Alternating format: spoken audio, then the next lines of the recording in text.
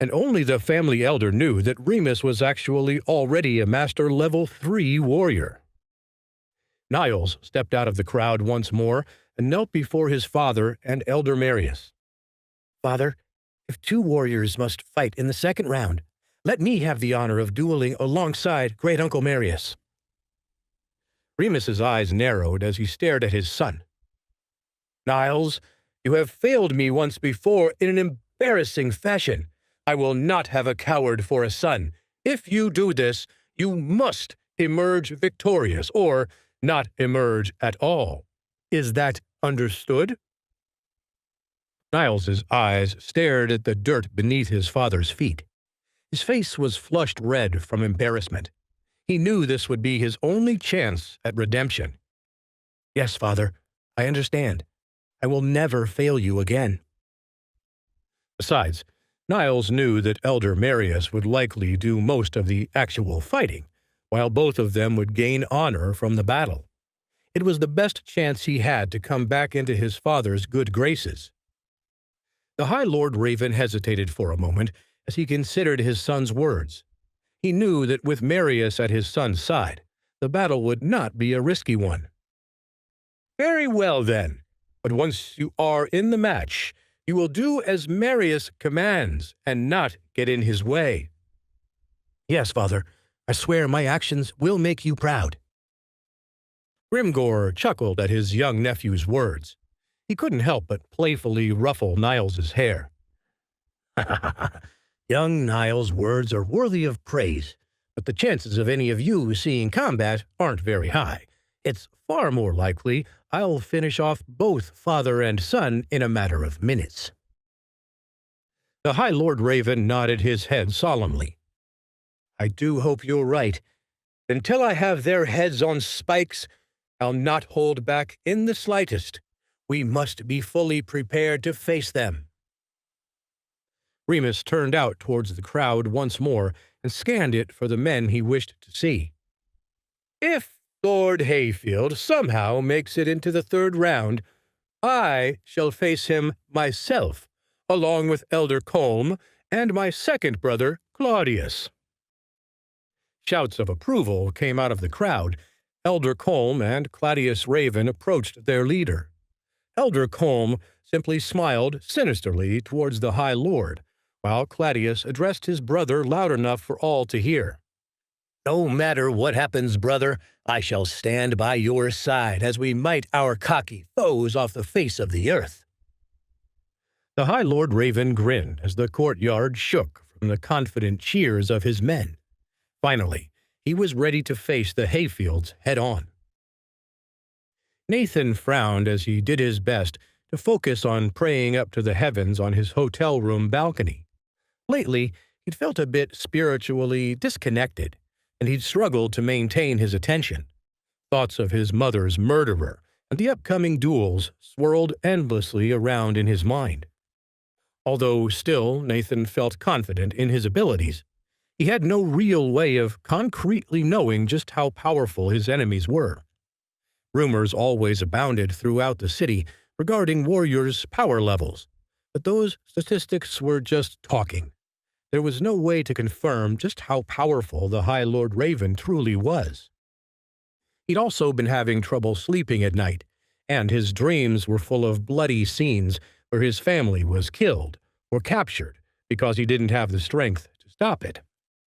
Due to all of this, Nathan spent every waking moment training physically, practicing the power of Asura, soaking in elixir, or praying to the heavens. He had hoped to break past Master Level 6, but instead, he felt stuck there, as if he'd reached a bottleneck in his training. The thoughts of breaking through this blockage inspired him to push on mercilessly throughout the day, sometimes even skipping meals. Birds chirping. A bird landed on the balcony railing beside Nathan, breaking his concentration. Nathan sighed and stood up. He rubbed his eyes and yawned. "Damn it. Come on, body. Break through into level 7 already. I can feel I'm close to growing stronger, but somehow it's just outside of reach." Nathan closed his eyes once more and took a deep breath. As soon as his shoulders began to relax, Amelia's voice boomed out from inside the hotel room. "Nathan, come quickly!" Immediately, Nathan opened his eyes and raced into his room, only stopping to grab his sword on the way to meet Amelia in the hotel hallway. "What's going on, Amelia? What is it?" Amelia pointed down the hallway to where Sir Ian Lightstone leaned against a wall. "It's Sir Ian Lightstone. I think he might be a bit drunk." Nathan's face morphed into a puzzled expression. Earlier that evening, Sir Ian had come to eat dinner with them all, but had missed Nathan because he was too busy training. Now it seems he had overindulged in Ulrich's favorite beverage, a pitcher of spiced mead. Nathan turned to Amelia to confirm her words. "Sir Ian is drunk?" This was a bit bizarre in Nathan's mind. After all, he knew Sir Ian to be a courteous, mature, and overall steady person. He was not the type of person who would just casually let loose like this. Amelia merely nodded her head. Nathan sighed and went down the hallway. Sir Ian hiccuped as he approached. "Good Master Nathan. Glad to see you. I was worried I'd miss you entirely." "Good to see you as well, Sir Ian. Why don't we return to my father's quarters now, shall we?" Sir Ian nodded and allowed Nathan to half-carry him back into Ulrich's room. Nathan met his father's gaze as he helped Sir Ian down onto a cushion. Ulrich merely shook his head and chuckled at Sir Ian's sorry state. "Lad sure can't handle his drink. I'd only had a few mugs, and he was already spinning around the room. Why don't I go and see if Amelia needs anything? I'll let you two chat now that you've arrived." With that, Ulrich quickly took his leave and carefully shut the door behind him. Amelia anxiously waited outside the door and immediately joined her father when he came outside.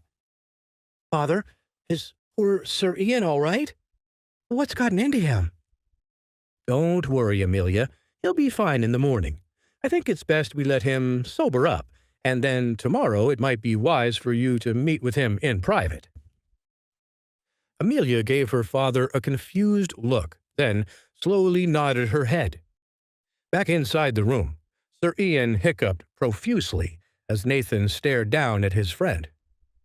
"Relax now, Sir Ian. Allow me to fetch you a cup of water from the pitcher." As Nathan crossed the room to fill a cup, Sir Ian chuckled. "Apologies for meeting you in such a sorry state. I know this must be interrupting your training." "Nonsense, Sir Ian. You're always welcome here. Go ahead and drink this up." Sir Ian took the full cup of water and drank it all in a single sip. Gulp, gulp, gulp. Sir Ian smiled at his friend. He knew Nathan's true power and found his humble kindness even more endearing. "Ah, thank you, young Master Nathan. I know you wish to hide it, but your spiritual fighting power, it's truly amazing. I doubt there are few men in the fiefdom that could match your strength, and yet you're truly a kind soul. What a wonder. Only I had your bravery." Nathan's eyes sharpened. Clearly, Sir Ian had put himself in this sorry state for a reason. "Sir Ian, it seems you've got something pressing on your mind. If it's all right with you, why don't you share it with me?" Sir Ian sat up straight and sighed. He locked eyes with Nathan. Finally, Sir Ian nodded and reached for Ulrich's pitcher of spiced mead. "Very well, then. But you're going to want to take a drink first." Please subscribe to the Pocket FM YouTube channel and press the bell icon for instant notification. Check out our channel for more such exciting shows.